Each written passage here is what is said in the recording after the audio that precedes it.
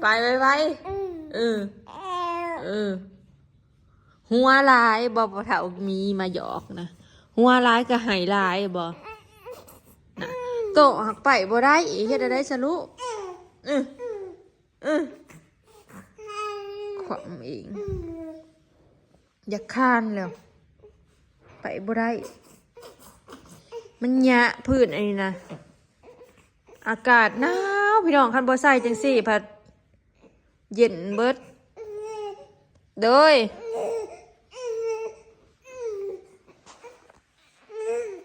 เอาจะมาเอาถอดออกให้ตัวพันนาวให้ได้ซะพอทำมีหยอกหัวหาหัวเอือตื่นเช้ามาผัดเลอะไหหัวลายเลยเลอะไหบอกให้เรามาหาอีกบอมแมลงนะลูกพี่ปีนมาพี่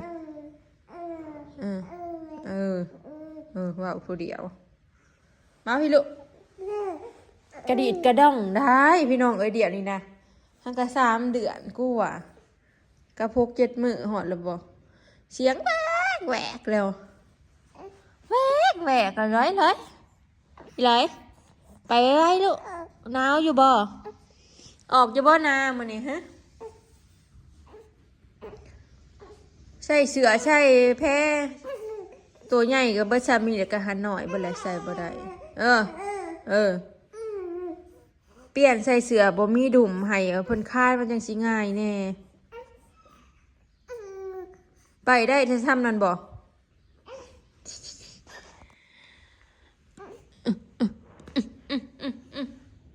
เลย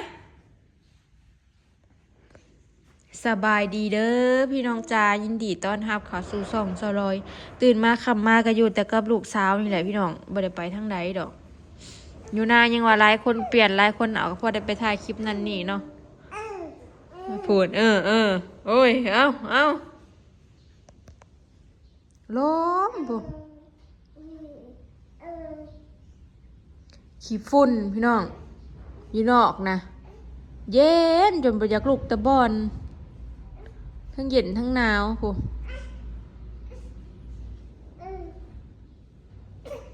ขี้ฝุ่นนั่งไงกุ้งนอนกับเปลี่ยนท่าแล้วได้เดี๋ยวนี้นอนตะแคงแล้วก็บ่อยากนอนร้อยตะแคงซ้ำหนึ่งนะก็บ่อยากตะแคง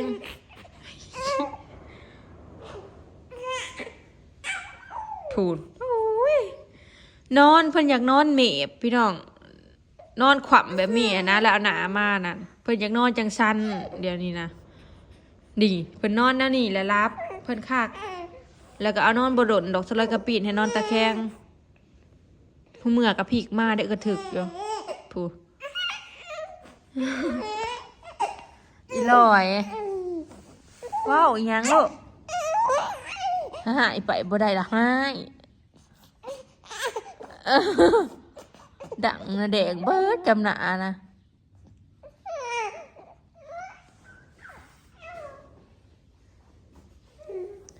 สั่งสะอันผาห้องคานยังเพิ่นมาสะอาดท่านะแต่ว่าคลองเด็กอยู่พี่นะแพงไปทุกอย่างพี่น้องสะอาดห้องคานอยู่พุ่นเท่าใดเนาะอยู่พี่นะ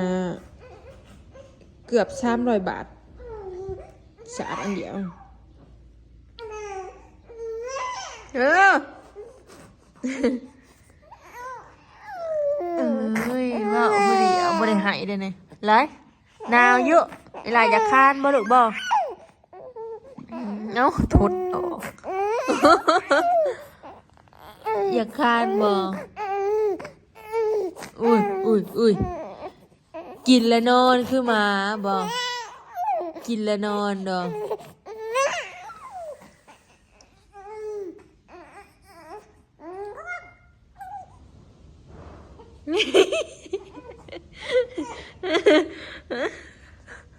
เอาแต่แข้งกันเราความเองเว้ย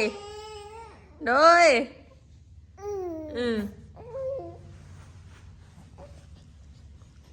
นอนแล้วเลอะหายหัวไหลตัวไปบ่ได้ลูกเอ้ย มามัมก่อนมะเย็นบ่เลยเนาะตีนมือนะ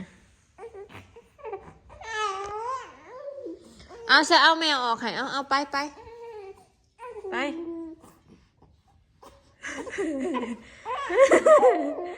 กระต่ายน้อยไปเอาหมวกมาใส่บ่ลูกใส่บ่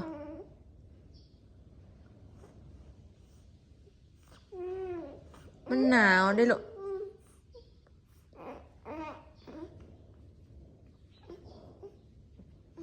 ไปบ่ได้บ่แห้งเร็วสัตว์เองวะ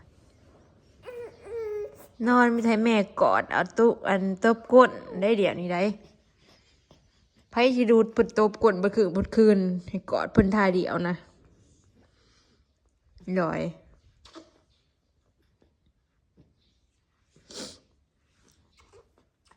พอถามมีมาดีใจว่าฉันว่าเล่าอ่อน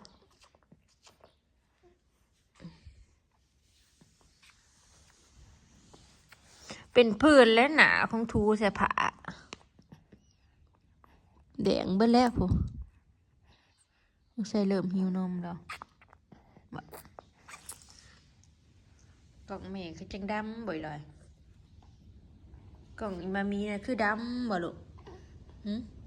กล่องไอโฟน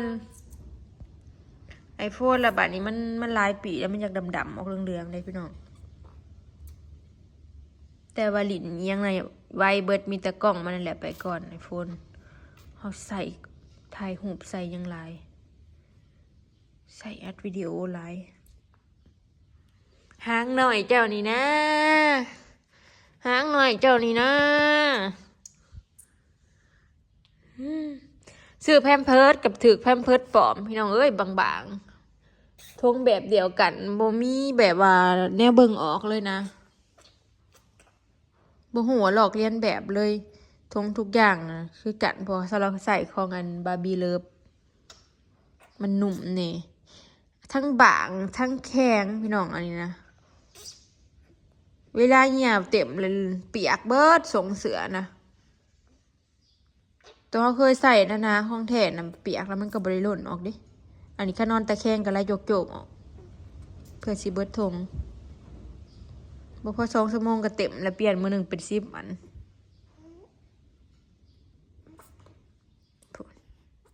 เบิดแห้งเลยปะตึงปะปึงปะปึงปะปึงปะ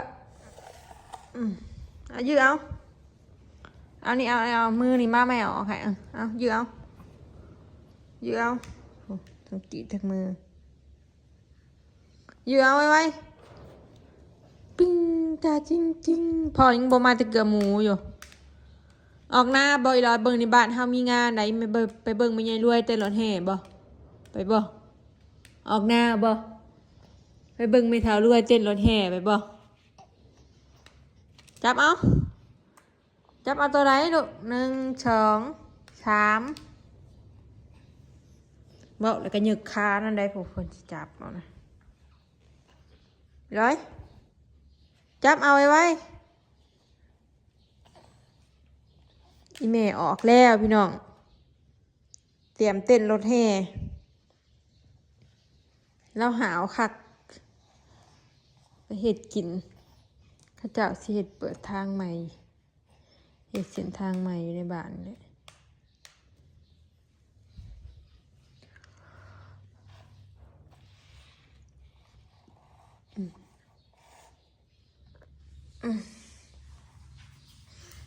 เอา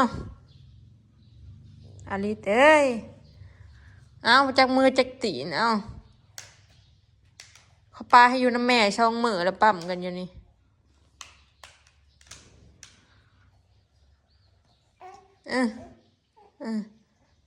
พัฒนาการของเปิ่นแต่ละมือพี่น้องเริ่มมีเชียงห้องกี่แกกเลยได้เดี๋ยวนี้นะนอนก็บ่ได้อยากนอนตะแคงคือเก่าเลยอยากนอนเมบ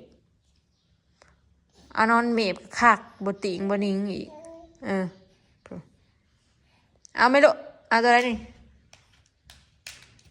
แต่เก่าตื่นมาละลิ้นผู้เดียวเดี๋ยวนี้ตื่นมาอยากนอนเมบกระถึกอยู่กลางคืนกะ แม่ก็นั่งเผาอยู่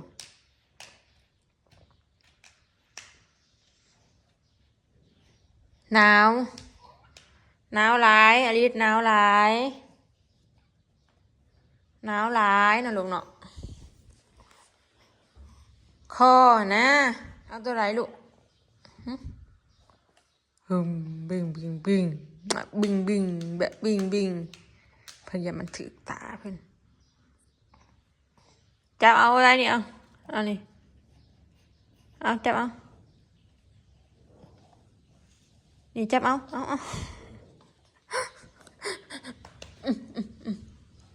จับเอาจับเอาไว้บ่อยากอยู่เลยจังหน่อยนี่กะ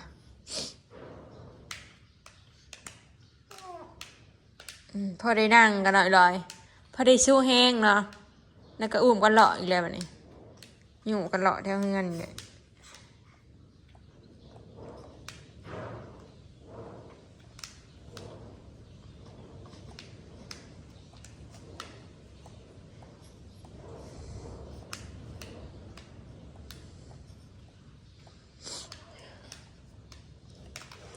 ลมหนาวเฮงเว้ยไรลมหนาวเด้บอกพ่ออ่อยไม้ไว้เน่อลิศเมื่ออยู่เลยเด้อ่อยยังบ่มาอยู่กับอีแม่ช่องคนอะไรเนาะอยากลูกเลยเฮ้ยเพิ่นอยากได้อันนี้เอา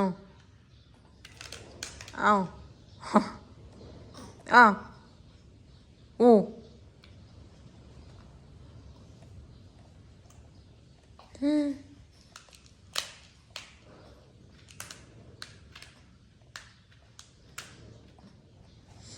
ถูกกระต่ายน้อยกระต่ายน้อยคาลายบ่นี่ฮะสุดก็ใส่สีหยังบ่นี่ฮะคือลายสีแท้พี่บัวสีเหลืองบ่เอาพยายามมันถือตาเพิ่นนั่นยื้อเอาเบิ่งในนิ้วมือนี่นะในนิ้วมือแม่คักขี้ได้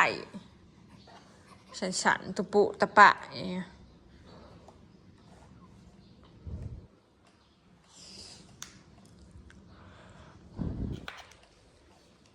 ถ้าอีพ่อมาออกหน้าหน่อยเลยเนาะเพื่อพ่อมาเขาก็แห่ไปก่อนแล้วปุจักรถแห่ก็ได้เขาจะไปจอดในเถียงอะไรพี่น้องแม่ก็ถ่าหางเต้นเนาะหากได้ลมก็ดอกกระเดียฝนบ่ตกแต่ว่าลมเย็นหนาวเพิ่นมากลายอากาศจังสีเพิ่นอยู่มวนอาบน้ำหนาวว่านี่ก็บ่หายดิว้าว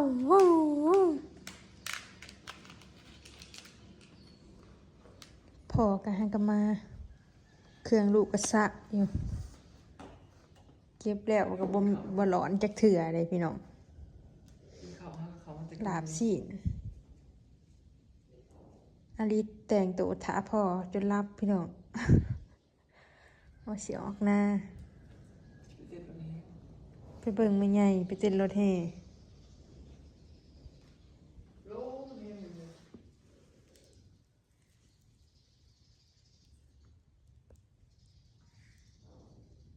ไม่สาวหน่อยรับแล้วเมื่อในคนตา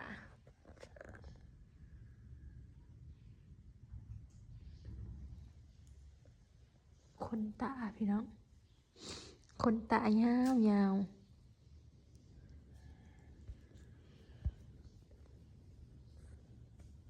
ตัวจริงก็บริดำปนีดอก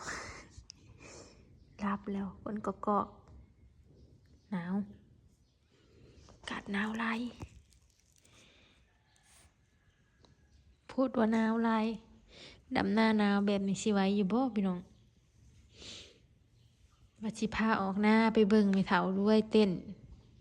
แล้วก็สิเข้ามาเนาะ บ่มีเครื่องที่ใส่แล้วหน่อยลอยมันหนาวสักกับบ่มีพบอลสิตากพี่น้องเอ้ยขี้ฝุ่น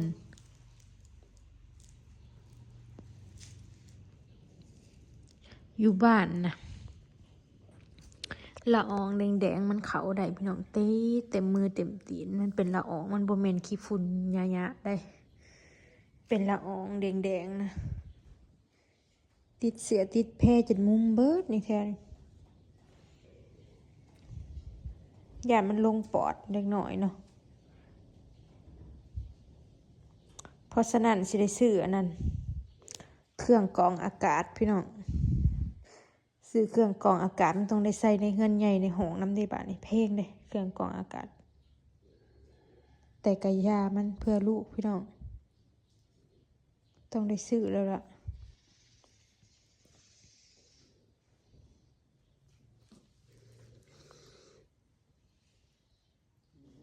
พูดคนยิง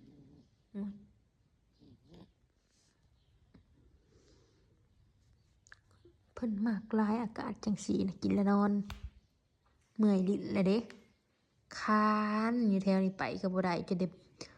เอาเสื่อมาปูให้ขวำเองได้เฮ้ยเดียวนี้ขวำปุ๊บปับแล้วก็คานไปบ่ได้แล้วก็หายมากแหวกเสียงอะเปลี่ยนแล้วจากตะกี้ตื่นมานอนลิ้นผู้เดียวเดี๋ยวนี้ตื่นมาแล้วอยากขวำแล้วก็คานผู้เดียวแล้วก็นอนเมบเวลานอนเมบเนาะนอนนี่เด้อแม่สิไปหาอาบน้ำสวยหนาออกหน้าเด้อซักเครื่องได้แบบนี้ตัวนุ่งเครื่องเบิดเลยเครื่องตัวน้อยเบิดแล้วยามหนาวก็ได้ใหญ่ไว้ขาเพิ่นยาวไว้ชุดลายสุดมีแต่บริสุทธิ์ตัวได้ใส่บ่ได้ก็ตัดพี่น้องขามันยาวกว่าเด้สุดตัวมันมีธงตีนติดเลยอันนี้ตัดขาถ้ากระ3 เดือนค่าเลยสิชุดอูขาถ้าสิชุดอูได้นี่นะ5-6 เดือนก็นอนบ่ได้แล้วอูนี่นะคอนอูไม้ไผ่ค่ะเพิ่นบ่มีบ่อนหอยเด้เฮือนนั้นเป็นอันนี้นะถ้าบ่นอนเป๋นี่เลยบ่แม่นนอนตะแคงฉันนอนหงายบ่ลูกนอนแล้วก็ผ้าเฮ็ดเวียกพี่น้องซักเครื่องซักแพร่ซักเสื้อผ้าเนาะจังสิออกหน้าวัดแม่วัดทุกมื้อพี่น้องเนาะหูก็จนแสบจ้ะทูเสร็จกูมื้อมาหน่อยก็รับพร้อมลูกรับแม่เป็นกวาดกูมื้อเพื่อความสะอาด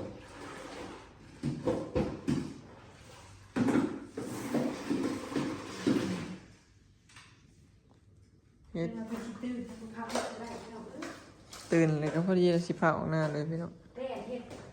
ไปเบิ่งไม่เท่าเต้นรถแห่2 บ่ายอยู่แล้วพี่น้องรถแห่เฮ็ดเปียกแล่นเฮ็ดยังก็แล่นเฮ็ดเลย